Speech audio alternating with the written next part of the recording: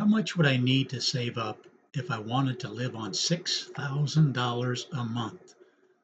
Let's go ahead and run some numbers for you. What we do on this channel is we use the returns, actual historical returns, the S&P 500 for the last 100 years, and we simply project out what similar returns might do for you in the future, which results in a possible range. In other words, we create spreadsheets to answer some of these questions. Again, our channel is called Million Dollars Made Easy. So let's go ahead and run some numbers here. Let's say somebody has $1 million saved up in their nest egg, and they want the 6,000 a month to live on. I'm going to give that a 3% COLA. In other words, 6,000 the first month, a month, first year, and then 3% higher going all the way through down through here to keep up with the inflation. Give yourself a COLA. What we're going to do is run the numbers for every single year for the last 100 years. First of all, I want you to notice $6,000 a month on $1 million. That's a 7.2% withdrawal rate. That's way high. Let me go ahead and run the numbers here. And as it's calculating, I want to show you how this spreadsheet works. This is going to show you the money that's left after 10 years, after 20 years, after 30 years. And the red here is the percentage of times you would have failed. So over a 20-year period, it would have failed 32.1% of the time. I've got it right up for the 20-year. So if you're happy with that, here's the actual graph for that, showing you how many times in the last 100 years, taking out $6,000 a month, giving yourself a 3% COLA. Look at all these different times you would have failed. Again, we're projecting forward what the returns might do in the future. But in this scenario, it looks like it's kind of iffy. Now, you could change the COLA, you could change the asset allocation, but let's just change these numbers a little bit just to show you. Right now, you got a 67.9% of your money lasting, but at 32% of the time your money would have failed in the last 100 years. Let's see if we can get this percentage down a little bit. How much would it take? Let's take 1,250,000. That's what we can do on this channel. We can create spreadsheets to answer all these kind of questions. Let's go ahead and update this. Again, we're needing 6,000 a month. We could change the COLA. We'll leave it at 3%. That's a 5.76%. That's a lot better than the one we just did with 7.2. So 5.76% of the time. Can we get this 32% down with a more reasonable, acceptable failure rate? In this case, 88.9% of the time your money would last using the returns for the last 100 years with if you had 1.25 million. See, that's the problem with at what point, how much do you know how to save? If this is what you need, what kind of rate can you accept? Can you accept an 89% chance of success with your money? Is that something you live with?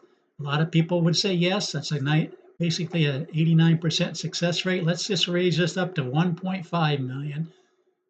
See if we can get that down even lower than 11%. Okay, at 1.5 million. Let's go ahead and update this. Now we're to a 4.8% withdrawal rate, which is getting a lot closer to the 4% rule. Remember, we started out with 7.2, and what we have a 33% failure rate. Now we're down to a 5% failure rate. In other words, over a 20-year period, 95% of the time you still have money left after 20 years. 94.4% you'd have money left after 30 years. The only time you'd have issues, it looks like around the depression type returns. And also, I'm guessing around the year 2000, because the year 2000 was also a problem decade.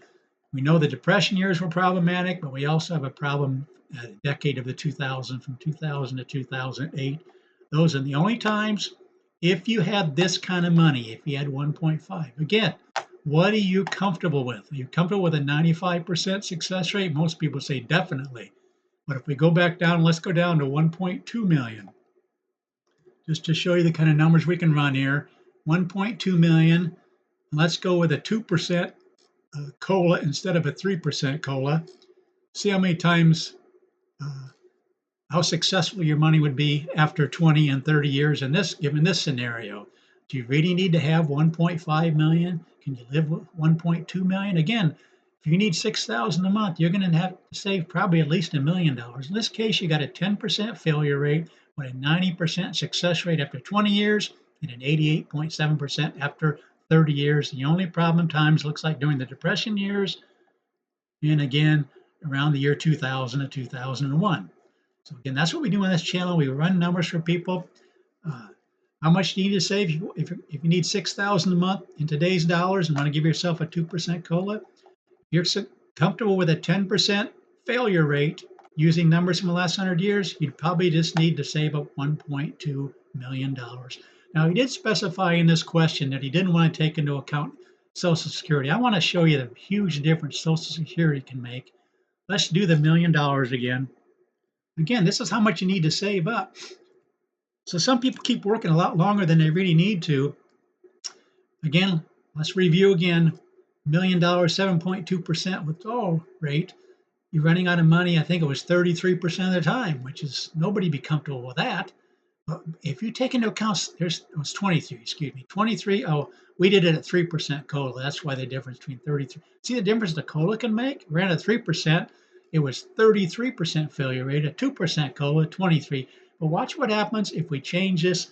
If we take Social Security from the very first year, in other words, you don't need 6,000 a month anymore. You only need 6,000 minus the 1,800 you get for Social Security. You only need 4,200 a month. Watch this percentage drop big time, because now you got your withdrawal rate down to 5% from 7.2%, and watch how successful your chance of, now you got 95% success rate. So to not take into account Social Security means you got to save a lot more, because you're running the numbers at $1 million and you're finding out I'm going to run out of money 77% of the time with a 2% COLA and 67% of the time with a 3% COLA, because we already ran those numbers.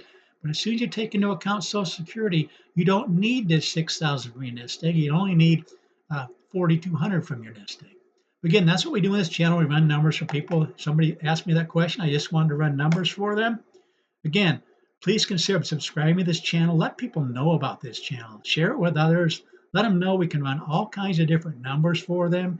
And just keep continuing to watch, because we'll point out different principles you really need to see, and just see how amazing the numbers can be when you actually start running them and you start seeing graphs like this. But again, thanks so much for watching, and please share with others.